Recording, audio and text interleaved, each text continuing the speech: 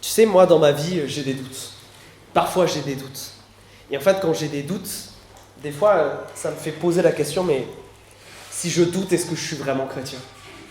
Si je passe par ces moments où je ne ressens pas que je suis chrétien, qu'est-ce qui se passe ? Et cette personne-là, je la connais bien, elle est chrétienne, elle sait qu'elle est chrétienne, mais des fois, elle ne le sent pas. Savoir, sentir. On sait qu'on est chrétien quand on confesse Jésus-Christ comme notre Sauveur et notre Seigneur. Celui qui nous a donné tout sur cette croix. Il nous aime tellement qu'il est venu nous arracher des griffes du péché et des griffes de la mort. Et non seulement c'est notre Sauveur, mais quelqu'un qui nous a sauvés. Il change notre vie et maintenant il est notre Seigneur. La personne que nous voulons suivre. La personne en fonction de qui nous changeons toutes nos priorités. En fonction de qui nous faisons tous nos choix. Ça, c'est être chrétien. Et ce frère-là, cette personne-là me disait ça je le crois, mais quand je suis dans ces temps de doute, je le sens pas. Et ça m'a amené à me poser cette question en fait. Comment est-ce qu'on peut ressentir qu'on est chrétien ? Est-ce qu'il y a même une réponse à cette question ? Alors on pourrait parler du fait que des fois l'Esprit de Dieu il agit en nous de manière complètement incroyable. Et des fois il nous donne par exemple cette paix alors qu'on est dans des moments de détresse absolue où tout autour de nous s'écroule et pourtant il y a cette paix qui vient. Parfois, on pourrait dire que c'est aussi cet amour qu'on peut ressentir, alors que normalement, cette personne en face de moi, je ne l'aime pas, j'ai pas cette patience, normalement, j'ai pas cet amour. Et des fois, ça peut être ça. Mais aujourd'hui, j'aimerais vous amener une partie de la réponse, en tout cas, dans ce que nous propose le roi David. Et je vous propose d'ouvrir vos Bibles au psaume 63. Si vous n'avez pas de Bible, sortez un téléphone, une application. Si vous voulez du papier, près de la carte au fond, il y a des Bibles en papier. Levez-vous, allez en chercher une. On va étudier le texte ensemble. Parce que la réponse de David, si je devais la résumer, c'est que un chrétien ressent qu'il est chrétien parce qu'il a envie d'adorer Dieu. Parce qu'il a envie de louer Dieu. Parce qu'il se passe quelque chose à l'intérieur de lui qui bout littéralement. Parce qu'il veut être en présence de Dieu. Et aujourd'hui, c'est ce qu'on veut décrire. C'est ce qu'on veut voir. Pourquoi louer ? Qu'est-ce qui se passe quand on loue ? Pourquoi c'est si important ? Parce que vous le savez, en ce début d'année, c'est normal de prendre des résolutions. Et nous, en Église, on prend ce qu'on appelle des christolutions, des résolutions centrées sur Jésus. Parce qu'on croit que la chose la plus importante dont il faut s'occuper, c'est notre vie spirituelle. Parce que de elle découle le reste. Non pas que le reste ne soit pas important, mais que ça, c'est plus important. Alors, si vous étiez là ces dernières semaines, on a parlé qu'on voulait une année qui était recentrée sur la prière, sur la redécouverte de Dieu dans la prière. La semaine dernière, on a vu combien la Bible, c'était un livre absolument incroyable, un cadeau de Dieu qui nous permet de le découvrir et qui nous permet de découvrir le bonheur. Et aujourd'hui, on va parler d'adoration. Alors, psaume 63, je vous donne rapidement du contexte. Les psaumes dans la Bible, c'est des chants, comme ceux qu'on a chantés tout à l'heure. C'est un peu les psaumes, le top 150 des Israélites. Et ces psaumes, ils les chantent quand ils sont ensemble au temple, quand ils sont ensemble à la synagogue. Et pour beaucoup de ces psaumes, ils ont été écrits par le fameux roi David. Vous savez, celui qui d'un coup de lance-pierre là, a abattu un Néphilim, un géant. Ce fameux roi-là. Et il est un peu poète aussi. Et le psaume 63, il l'écrit dans une période de sa vie qui est très compliquée. David a eu plusieurs femmes et plusieurs enfants. Et dans la Bible, qui dit polygamie dit énorme souci. Parce que son fils Absalom fait un coup d'état. Et David est chassé de Jérusalem, chassé de son palais, chassé de la ville où Dieu agit. Et David se retrouve comme au tout début de son histoire, si vous la connaissez, dans le désert. Dans le désert, il fait chaud. Dans le désert, il a soif. Dans le désert, il n'est pas en sécurité. Tout autour de lui est dangereux. Et David écrit ce psaume. Il faut bien comprendre que ce psaume est écrit dans cette ambiance-là. Il fait chaud le jour, il caille la nuit. Il a faim, il a soif, il est en danger. Et maintenant, lisons ensemble le début de ce psaume. Psaume 63, verset 1. Psaume de David, lorsqu'il était dans le désert de Juda. « Ô Dieu, tu es mon Dieu. Je te cherche, j'ai soif de toi. Je soupire après toi, dans une terre desséchée et épuisée faute d'eau. Ainsi je te contemple dans le sanctuaire, pour voir ta puissance et ta gloire, parce que ta fidélité est meilleure que la vie. Mes lèvres font ton éloge. Ainsi je te bénirai toute ma vie. J'élèverai mes mains en ton nom. Je serai rassasié comme de graisse et de moelle. Des cris de joie aux lèvres, ma bouche te louera. Lorsque je me souviens de toi sur mon lit, pendant les veilles de la nuit, je médite sur toi. Car tu es mon secours. Et je crie de joie à l'ombre de tes ailes. Je vais m'arrêter là pour le moment. La première chose que David va nous apprendre sur la louange, c'est que la louange, c'est une réponse. Dans ce texte, la louange, elle arrive au verset 5, regardez. C'est une réponse à quelque chose qui se passe à l'intérieur. Une réponse à ce que... On ne sait pas pourquoi, mais David, là, il a une réaction qui est assez extrême, regardez. D'abord, il commence à dire à Dieu, « Oh Dieu, tu es mon Dieu ». J'aime tellement cette phrase. Pour David, Dieu, ce n'est pas un personnage abstrait sur un nuage, ce n'est pas un vieux barbu. Dieu, c'est son Dieu. Et quand David dit « Dieu est mon Dieu », il est en train de dire « J'ai une relation particulière avec Dieu ». Et ça, c'est le beau message de la Bible. C'est que Dieu veut être en relation avec nous. Et David, il a cette relation spéciale avec Dieu, comme peut-être beaucoup d'entre vous l'ont. Cette relation spéciale avec Jésus, où je peux appeler Dieu mon Dieu. C'est pas quelqu'un de loin, c'est pas quelqu'un d'abstrait, c'est mon Dieu. Et parce que David a un Dieu, parce que Dieu est son Dieu, parce que cette rencontre a bouleversé sa vie, regardez ce que ça va créer en lui au verset qui suit, dans la suite. Je te cherche, j'ai soif de toi, je soupire après toi. Dans une terre desséchée et épuisée faute d'eau. David, il est en train de comparer la situation de son cœur à ce qu'il voit au dehors. Dehors, c'est le désert. Il n'y a rien qui pousse. Il y a tout qui est sec, il y a des craquelures dans le sol. Et il dit, mais mon cœur en ce moment, il est comme ça. Et un sol qui est comme ça, ce qu'il a besoin, c'est d'eau pour qu'il y ait de la vie qui repousse. Et David, cette eau qu'il décrit, c'est la présence de Dieu. Et regardez comment il l'a décrit. Je te cherche. Il est intentionnel. J'ai soif de toi. Il y a quelque chose de l'ordre du besoin là. Et après l'expression la plus forte, je soupire après toi. Il y a quelque chose dans son cœur là qui a qu'une envie, c'est s'approcher de Dieu. En fait, ce que David décrit, c'est ce qu'on pourrait apparenter, dans une moindre mesure sans doute quand même, à un coup de foudre. Vous savez, quand vous avez un coup de foudre là, il y a cette personne que vous l'aimez bien, là. Et vous avez envie de passer du temps avec cette personne. Et quand elle n'est pas là, cette personne, vous avez envie de la voir, vous pensez à elle. Tout dans votre vie tourne un petit peu autour de ça. Et David, c'est ce qu'il décrit là. Son envie de Dieu, sa recherche de Dieu, elle est aussi forte que ça. Elle est plus forte même qu'un besoin physique. Cet homme qui est dans le désert, cet homme qui est en danger, la seule chose à laquelle il pense, c'est que là, il est loin de Dieu et il a envie d'être avec Dieu. Et on pourrait se dire qu'il devrait avoir d'autres préoccupations. Le désert, c'est dangereux. Il y a l'armée de son fils là, qui essaye de le tuer. Il fait chaud. Il a soif physiquement. Mais son envie, son aspiration profonde, c'est d'être avec Dieu. Et cette raison, la raison pour laquelle il y a une soif, et je crois que cette soif, elle n'est pas que chez David, elle est chez tous les êtres humains. La Bible nous l'explique comme ça, c'est que nous sommes des créatures qui ont été créées pour être en relation avec leur Créateur. L'être humain n'a pas été créé pour aller sur Terre et se débrouiller comme il veut et faire sa vie. Non. L'être humain a été créé avec un but. Pour que sa vie fonctionne, il faut qu'il soit en relation avec son Créateur. Comme l'ampoule pour marcher a besoin d'électricité, les êtres humains ont besoin de Dieu. Et il y a cette soif naturelle. Peut-être pas au même degré que David, mais elle est là.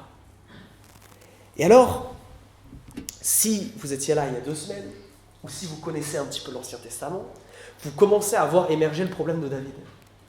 David, il a soif de Dieu, mais est-ce qu'il peut étancher sa soif? Non. Il n'est pas à Jérusalem. Il n'est pas à l'endroit où il y a le sanctuaire, le tabernacle. L'endroit où on peut rencontrer Dieu. C'est pour ça que, regardez, au verset 3, il se rappelle, il dit « Ainsi je te contemple dans le sanctuaire, pour voir ta puissance et ta gloire. » Parce que dans ce sanctuaire, dans cette tente à l'époque de David, qui va devenir un temple derrière, il y a une salle tout au fond où il se passe quelque chose d'incroyable.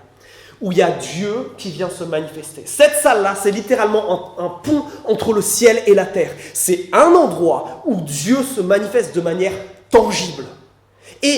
Mais c'est particulier à décrire. Alors, il utilise des mots, regardez là, pour voir ta puissance et ta gloire. Ce qui s'échappe de cet endroit, c'est difficile à décrire. On parle d'une forme de puissance, de quelque chose de cet ordre-là. D'autres textes bibliques parlent d'une forme de lumière et qui est tellement aveuglante, qui est tellement forte que devant cette pièce, dans cette tente, il y a un endroit où on fait brûler du parfum, pour faire de la fumée, pour obstruer cette lumière. Mais au-delà de ça, on a ce mot-là, le mot gloire. Et le mot gloire, c'est un mot qui est difficile à traduire. C'est le mot qu'on pourrait utiliser peut-être de nos jours pour décrire cette sensation, vous savez, qu'on a juste avant qu'il pleuve, juste avant qu'il y ait un orage qui éclate. L'air, il est comme différent. C'est pas quelque chose qu'on peut percevoir tellement avec nos sens, mais on a cette sensation de lourdeur autour de nous, que quelque part ça va éclater. Et c'est plus simplement que le ciel noir ou les bruits du tonnerre, mais il y a quelque chose dans l'air. Le mot gloire, c'est ça. Quand Dieu est là, la présence de Dieu, elle ressemble à ça. Il y a quelque chose qui change. Et David, c'est ça qu'il cherche. Et pourquoi c'est important? Pourquoi cette gloire, cette présence de Dieu, elle est si importante? Eh bien, j'aimerais citer un chanteur comme David, mais de notre époque, un chanteur chrétien qui s'appelle Brandon Lake, qui dit la phrase suivante. Pourquoi est-ce que la gloire de Dieu, c'est si important? Parce que quand la gloire de Dieu vient, nous n'avons plus besoin de rien. Personne n'a plus besoin de prêcher. Plus personne n'a besoin de rien faire. Nous sommes enfin arrivés à destination. David, c'est une chose, la seule chose qui peut étancher cette soif dans son cœur, c'est d'avoir ce 1 à 1, cette rencontre avec Dieu, avec la gloire de Dieu. Il n'y a que ce contact-là qui puisse étancher sa soif. Il veut voir cette gloire et cette puissance. Alors, vous allez peut-être me dire, si on essaie de se l'appliquer à nous, ça pose un petit peu un problème. Parce que nous, on n'a pas de lieu comme ça. On n'a pas un lieu où il y a cette gloire qui se manifeste comme ça. Mais le Nouveau Testament nous dit, nous c'est même mieux. Paul le dit d'une manière presque ironique. Ne savez-vous pas que vous êtes le temple de Dieu et que l'Esprit habite en vous? En d'autres termes, nous, pour être en contact avec Dieu, nous n'avons plus besoin d'un bâtiment. Ce bâtiment, il n'est pas spécial. Ce bâtiment, il n'a rien de spécial. Quand il dit « vous êtes le temple du Saint-Esprit », c'est vous, communauté des chrétiens. Quand les chrétiens sont ensemble et qu'ils adorent Dieu, alors Dieu se manifeste. Quand des chrétiens sont ensemble et cherchent à faire la volonté de Dieu, alors l'Esprit de Dieu se manifeste. Quand nous sommes ensemble à rechercher Dieu, Dieu se manifeste. Et c'est pour ça, c'est parce qu'on croit ça profondément, qu'on peut être en contact avec Dieu. Et qu'on est en contact avec Dieu premièrement ensemble. Certes, quand il dit « vous êtes le temple du Saint-Esprit », ça s'applique aussi à nous individus. Mais premièrement, ce « vous », en grec en tout cas, il est vraiment pluriel. C'est vous la communauté, c'est vous ensemble. C'est pour ça que Jésus dit « là où 2 ou 3 sont assemblés pour faire ma volonté, je suis là ». Quand nous sommes réunis pour chercher Dieu, Dieu vient. Et ça, c'est absolument incroyable. C'est pour ça que tout à l'heure, on a chanté « quelle joie dans la maison du Père ». Il est présent parmi nous. Parce qu'on croit que quand nous, peuple de Dieu, on s'assemble et on vient chanter ces chants, il y a quelque chose qui change. Il y a quelque chose qui se passe. Dieu vient et se révèle. Dieu parle et nous transforme. Et que finalement, cette soif, eh bien la louange est une réponse à cette soif-là. Cette soif qu'il y a dans chaque être humain. C'est pour ça que David, là, dans ce verset 5, il s'extasie et il dit ça. Mes lèvres font ton éloge. Il se rappelle ce temps dans le temple. Il se rappelle ce temps où il loue Dieu. Et la louange, c'est premièrement ça, c'est une réponse à un désir profond qu'il y a en chacun de nous, de chercher Dieu. Mais une fois qu'on est arrivé dans la présence de Dieu, une fois qu'on est arrivé dans la gloire, on n'est pas pour autant justement passif. Parce que David, il y a quelque chose qui le marque particulièrement. Certes, il loue Dieu dans sa présence, mais regardez le début du verset 4. Il y a quelque chose qui le touche particulièrement. Selon vos traductions, vous avez soit parce que ta fidélité est meilleure que la vie, soit vous avez parce que ton amour est meilleur que la vie, soit vous avez parce que ta bonté est meilleure que la vie. Je vais revenir dans un instant sur pourquoi il y a une différence. Mais la louange, ce que nous dit David, c'est pas seulement une réponse à un besoin de Dieu profond, c'est aussi, et ça c'est important, une réponse à ce que nous comprenons du caractère de Dieu. Ce qui marque David là, quand Dieu se révèle, quand Dieu montre sa gloire, c'est quoi? C'est cette bonté, fidélité / amour. Il y a quelque chose du caractère de Dieu qui transparaît quand Dieu se révèle et qui pousse David à l'adorer. Parce que dans la présence de Dieu, on voit le caractère de Dieu. Et c'est une des raisons pour laquelle nous adorons aussi. C'est non seulement une réponse à une soif véritable qu'il y a dans nos cœurs, mais c'est aussi une réponse à ce que nous comprenons du caractère de Dieu. Quand David se rappelle la bonté, la fidélité, l'amour de Dieu, alors il y a quelque chose dans son cœur qui explose. Alors pourquoi maintenant il y a différents mots? Eh bien parce qu'en hébreu, il y a ce mot-là. Ça se prononce chesed, avec un R bien guttural. Pourquoi je vous fais un cours d'hébreu? Parce que dans la Bible, il y a des mots pour parler d'amour, pour parler de fidélité, pour parler de bonté. Mais quand on parle de ça et que c'est Dieu qui le fait, il y a un mot spécial que la Bible utilise, que les auteurs bibliques utilisent. On dit que Dieu, il est chesed. Son amour, il est chesed. Derrière cette idée se cache la chose suivante, c'est que c'est un amour qui est fidèle et qui est bon et qui ne s'arrête pas. Et c'est l'idée que Dieu aime tout le temps, Dieu est tout le temps fidèle, Dieu est tout le temps bon. Et la manière dont les Hébreux comprennent le caractère de Dieu, c'est derrière ce mot-là, chesed. Donc qu'est-ce que David est en train de nous dire? Quand je te vois là, Seigneur, je vois ton caractère. Et quand je contemple ton caractère là, ça me donne envie de louer. C'est pour ça que tout à l'heure on a chanté des chants comme « Tout est centré sur toi ». On a chanté à Dieu « Tu es grand, tu es formidable, tu es incomparable, tu es souverain, tu es puissant dans les combats, libérateur, Seigneur, rédempteur, victorieux ». On en a donné des synonymes. Parce que quand on regarde à quel point Dieu est différent de ce que nous pouvons expérimenter sur cette terre et chez les autres êtres humains, ça nous donne envie de louer. Parce que personne sur cette terre n'a un caractère chesed. Personne n'aime jusqu'à aller mourir pour quelqu'un d'autre. Jésus-Christ, c'est ce qu'il a fait. Il n'est pas seulement mort pour des gens qui étaient un peu bien, il est mort pour nous tous et pour des gens terribles. Jésus, il aime tellement au point de donner sa vie en échange des pires criminels et des pires menteurs. C'est ça l'amour de Dieu. Qui d'entre nous ferait ça? Personne. L'amour de Dieu, il est aussi grand que lorsque nous sommes infidèles à Dieu, lorsque nous commettons le péché. Vous savez, dans la Bible, faire le mal, ça s'appelle faire le péché. Et le péché, on le commet en acte, on le commet en parole et on le commet en pensée. Faire le mal en parole, en acte et en pensée, on n'a pas longtemps à réfléchir tous ensemble là, pour voir comment plus tôt cette journée, on a déjà fait ce mal-là. Et Dieu, il pourrait se dire à un moment donné, mais j'en ai marre de vous. Je vous ai donné tellement, je vous ai donné mon esprit, je vous transforme, et vous continuez. Mais est-ce que c'est ça le caractère de Dieu? Non, jusqu'à notre dernier souffle. Lui va rester fidèle, même lorsque nous sommes infidèles. Dieu ne va pas dire à un moment, j'en ai marre de toi. Ça, c'est la grandeur de Dieu. Ça, c'est ce qui fait que Dieu est différent. C'est pour ça que David est en extase ici. La louange, c'est cette profonde réponse à ce que nos cœurs contemplent du caractère de Dieu. Et c'est pour ça que dans tous ces chants, vous avez tous ces mots-là. Pas parce que c'est des jolis mots religieux, mais parce que ça correspond à une réalité. Dieu est comme ça. Et parce que Dieu est comme ça, mon cœur bondit littéralement. Donc oui, la louange, c'est une réponse. Une réponse d'abord à quelque chose d'interne, à quelque chose, à un besoin. Mais c'est aussi une réponse au caractère de Dieu. Et David va nous donner un troisième élément au verset 8.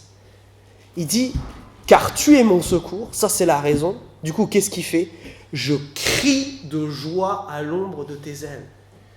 Et soyons d'accord sur une chose, quand David dit « crier de joie », c'est crier de joie.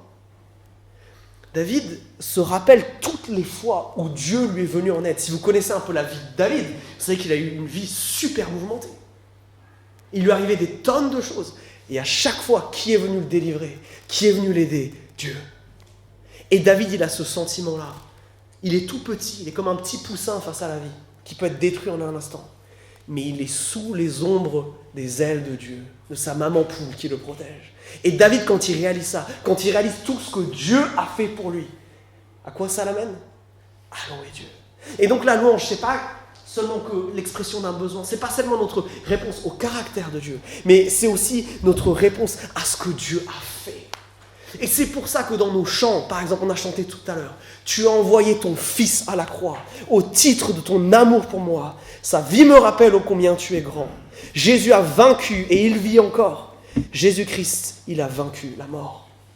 Oui, pour nous chrétiens, ça c'est quoi?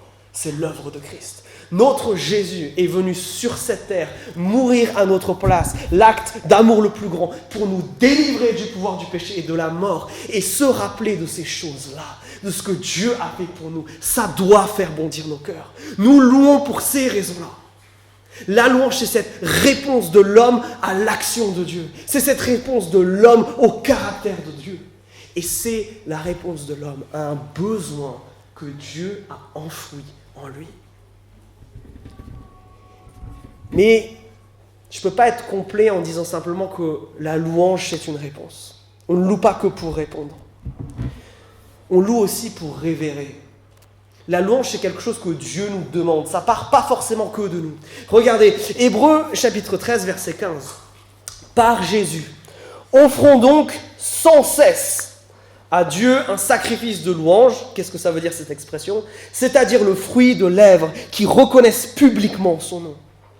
Qu'est-ce que Dieu nous demande ? Qu'est-ce que Dieu dit là ? Ce que je veux de vous, ce que j'attends de vous, c'est une louange qui est perpétuelle. Une louange qui s'exprime premièrement, et dans ce contexte-là, pas par des sacrifices et des animaux qu'on tue ou je ne sais quoi, mais par des lèvres, par de la louange, par des gens qui confessent Jésus. Et ça, c'est important de le comprendre pour revenir au texte.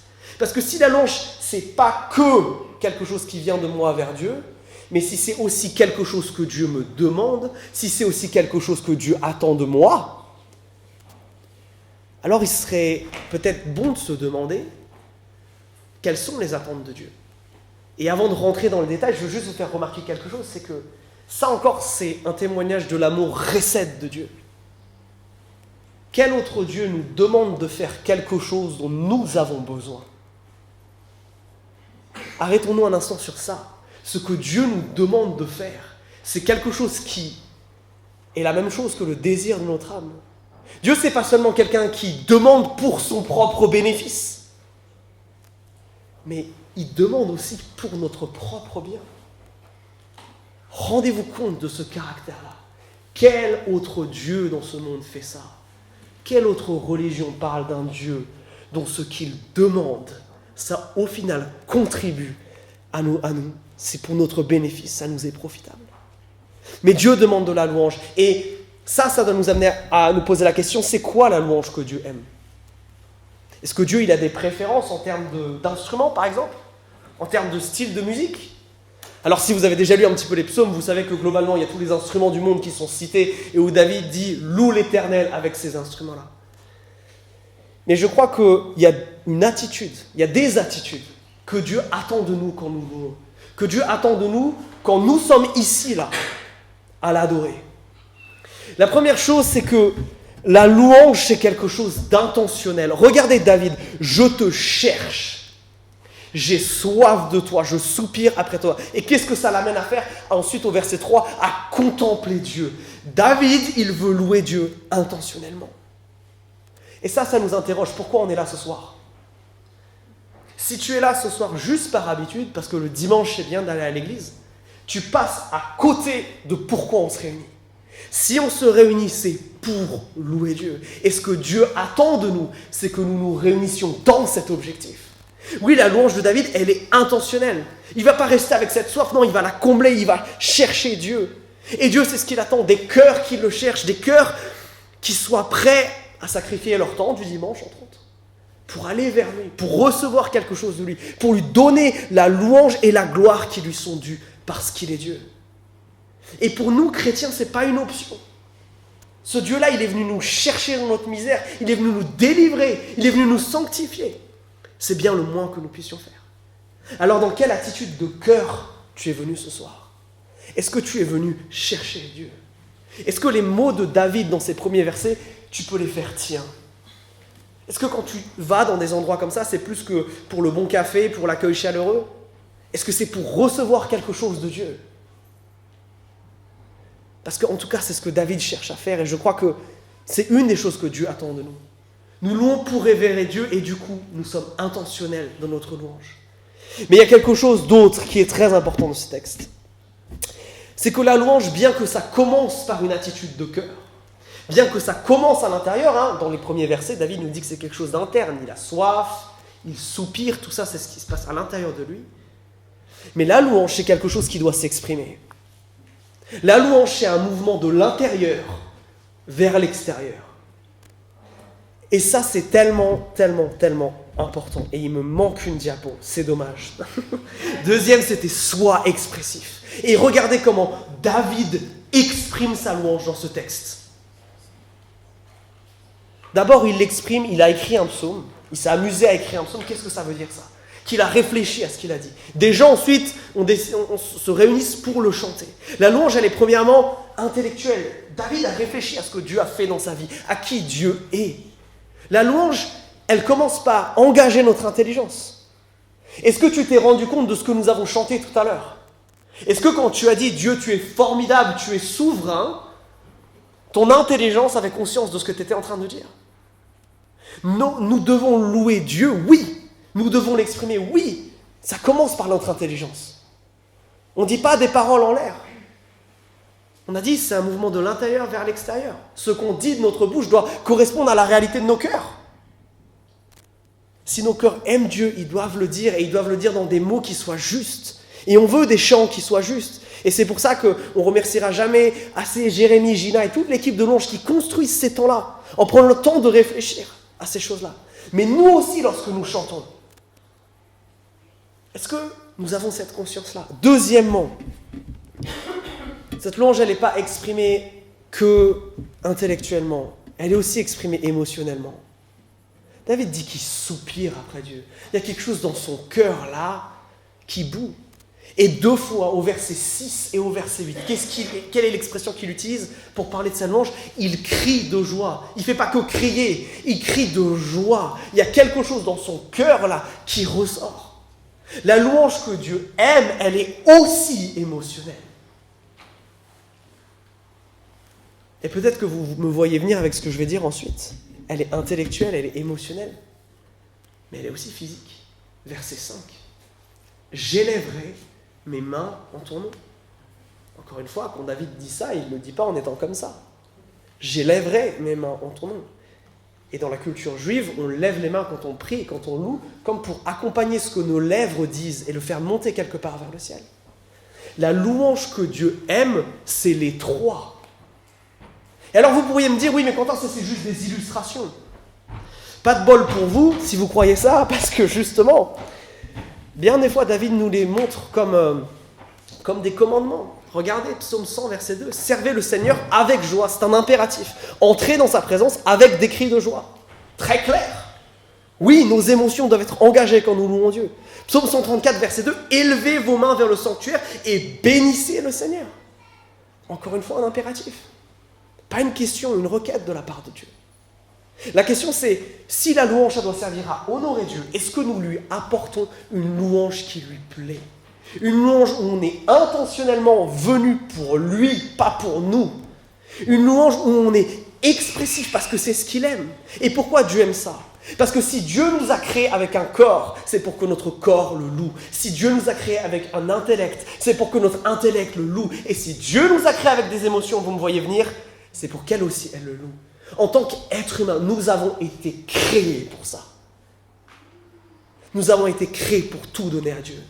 Le problème, je crois, aujourd'hui, et particulièrement chez nous les évangéliques, c'est qu'on rentre dans des débats stupides qui brisent le cœur de Dieu à ce sujet-là.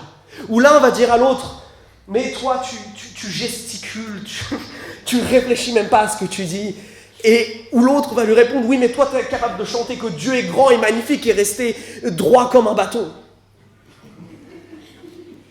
Et au lieu de s'encourager, justement, à amener tout ce que nous sommes avec Dieu, je crois que bien souvent, cette louange est un sujet de tension.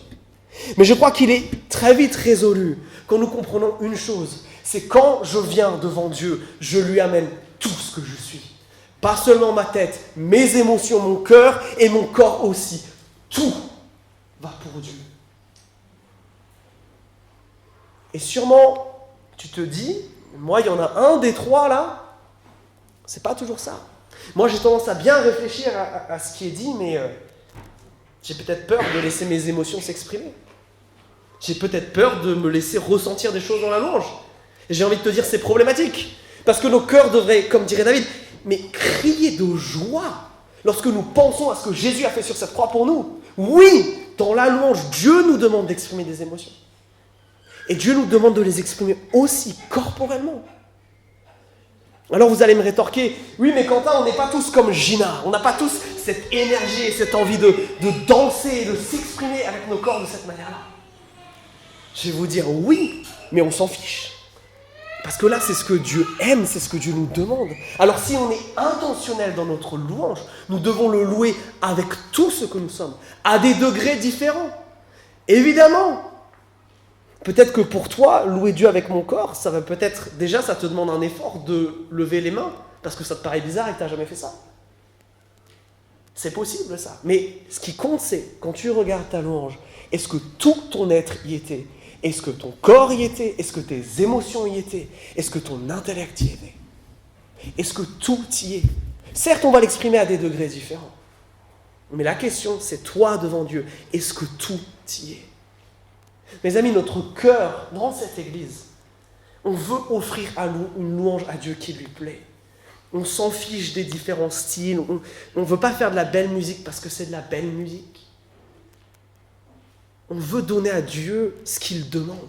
Et si notre Dieu veut qu'on l'adore avec tout ce qu'on a, vu ce que lui a fait pour nous, mais n'est-ce pas la moindre des choses ? N'est-ce pas la moindre des choses de lui offrir ce qu'il nous demande ? Alors la louange, oui, loue pour répondre à ce besoin dans ton cœur, loue pour répondre au caractère de Dieu, loue pour répondre à ce que Dieu fait, loue pour révérer Dieu intentionnellement, loue pour révérer Dieu avec tout ce que tu peux exprimer. Mais il y a une dernière chose, tu peux aussi louer pour recevoir. Parce que dans la louange, dans la présence de Dieu, Dieu va faire des choses. Et là, je vais venir au verset 6, regardez. Qu'est-ce que dit David ? Comment il décrit son état émotionnel là ? C'est plus j'ai soif, je suis rassasié, comme de graisse et de moelle. Des cris de joie aux lèvres, ma bouche te loue. Qu'est-ce qui se passe dans la louange ? Dieu vient satisfaire cette soif, vient satisfaire ce besoin qui existe dans tous les cœurs humains, que l'Ecclésiaste appelle ce besoin d'éternité, que Dieu a déposé en chacun de nous. C'est qu'en étant connecté avec Dieu, qu'on va recevoir cette satisfaction-là. Toi qui en as marre dans cette vie, toi qui as une année 2022 qui a été difficile, qui a soif de quelque chose d'autre, qu'en est-il de ta vie de louange ? Parce que quand tu vas adorer Dieu, non seulement tu vas répondre à quelque chose, non seulement tu vas révéler Dieu, mais Dieu c'est un Dieu qui est récède, c'est un Dieu qui est bon. Et dans la bonté de Dieu, et ça c'est uniquement un témoignage de sa bonté, on ne peut pas le manipuler sur ça. Dieu nous rassasie, et regardez l'image qu'il prend, comme de graisse et de moelle, les parties les plus goûteuses d'un plat, celles qu'on cherche des fois à éviter, mais les plus goûteuses. L'image, elle est forte. On passe de quelqu'un d'assoiffé à quelqu'un qui est rassasié. J'ai parlé avec plusieurs d'entre vous en ce début d'année qui m'ont dit tous la même chose. J'ai faim de quelque chose de plus avec Dieu. Je suis comme cette personne qui sait qu'elle est sauvée, mais je veux ressentir le fait d'être sauvée, je veux ressentir quelque chose de plus. Mon ami, commence à louer. Commence à louer comme Dieu le veut.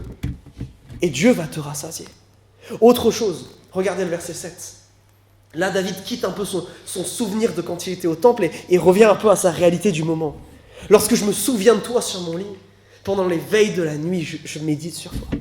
Ça a eu un impact tellement fort sur David, cette expérience au temple, qu'il y repense, qu'il la médite, qu'au lieu de dormir, au lieu de veiller, ce qui lui revient en tête, c'est Dieu, Dieu, Dieu, sa présence, sa présence, sa présence. Et là, on rentre dans un cercle, une forme de cercle vertueux où Dieu, il y a cette soif en nous, quand on va le voir, on la comble, mais en même temps, on la réalimente. Comme de l'eau, finalement. On a tous soif à des moments où on boit, on rassasie, mais après, parce que notre corps fonctionne, parce qu'on est des êtres humains normaux, on a de nouveau soif. Mais ça, c'est important aussi. Notre zèle pour Dieu dépend aussi de ça. David, là, alors qu'il n'y a rien qui devrait le motiver à louer, il est en plein désert, il y a des gens qui cherchent à le tuer. David, il a toujours ce zèle pour Dieu, parce que dans la louange, il a aussi reçu non seulement une forme de satisfaction, mais une forme de zèle. Toi qui as envie d'un nouveau départ dans ta vie chrétienne, Toi qui regrettes ces temps où tu étais jeune chrétien, où tu étais tout feu, tout flamme, où il n'y avait personne pour t'arrêter de parler de Dieu, c'était même gênant à ce niveau-là. Toi qui veux retrouver ça, mais ça commence dans l'adoration. Ça commence dans ce moment où tu te mets tout entier devant Dieu. Tu dis, j'ai quasiment rien à t'offrir, mais me voici. Dieu donne dans ces cas-là. Mais ça veut aussi dire que la louange, elle doit faire partie de ton quotidien. Est-ce que dans ton culte personnel, les évangéliques, on insiste généralement beaucoup sur la lecture de la Bible et la prière, et c'est très bien. Mais est-ce que la louange fait partie de ton quotidien ? Et quand je dis la louange fait partie de ton quotidien, c'est pas écouter une playlist de chants chrétiens pendant que tu es en train de travailler. C'est de te mettre devant Dieu et de te mettre en train de chanter et d'adorer Dieu pour qui il est, pour lui donner l'honneur qu'il mérite. Est-ce que cette pratique-là, elle fait partie de ton quotidien ? Parce que je crois que ça change entre autres notre zèle pour Dieu. Et puis, il y a cette dernière strophe, les versets 9 à 12, et on va les lire, où David dit « Je suis attaché à toi, ta main droite me soutient, mais ceux qui cherchent à me jeter dans la tourmente iront dans les profondeurs de la terre. Ils seront précipités sur le tranchant de l'épée, ils seront la proie des chacals. Quant au roi, il se réjouira en Dieu. Quiconque prête serment par lui pourra en être fier, car la bouche des menteurs sera fermée. » Il y a deux choses qui se passent là chez David. David, il devrait être paniqué. Rappelez-vous, il est en exil, il est dans un lieu où c'est difficile, il n'est pas sûr de ce qui va se passer, il est poursuivi par son propre fils. J'imagine pas combien son cœur doit être brisé par ça. Il est dans un temps de détresse qui est absolu. Et pourtant, David, qu'est-ce qu'il reçoit à cause de cette louange ? De la persévérance, la perspective d'aller adorer Dieu. Ça lui rappelle que Dieu peut le délivrer, que Dieu, il a fait déjà tellement de choses pour lui dans le passé, qu'il va encore les faire. Et David a cette assurance absolument incroyable. Oui, il dit à Dieu, mais je sais que tu vas agir. Qu'à un moment, ceux qui usurpent là mon trône, ceux qui font le bazar, tu vas les mettre au placard, et moi, le roi, tu vas me ramener à ma place. Oui, toi qui luttes en ce moment, qui as besoin de persévérer pour qui c'est dur, est-ce que tu loues Dieu ? Est-ce que, comme David, tu reçois cette persévérance ? Et je devrais dire même cette assurance de la délivrance. Oui, parce que Dieu délivre dans la louange. Si vous étiez là cet été, on a étudié l'histoire du roi Jéhoshaphat. Je ne sais pas s'il y en a d'entre vous qui s'en rappellent. Un roi qui est arrivé bien après David. Et tout d'un coup, dans le royaume d'Israël, il y a l'équivalent du débarquement en Normandie, de toutes les nations d'à côté. Ils sont à quelques jours de Jérusalem. C'est la catastrophe. Il ne pourra jamais mobiliser toutes ses troupes. Il ne pourra jamais gérer une armée comme ça. Josaphat, la chose qu'il fait, il dit, tout le monde, venez au temple.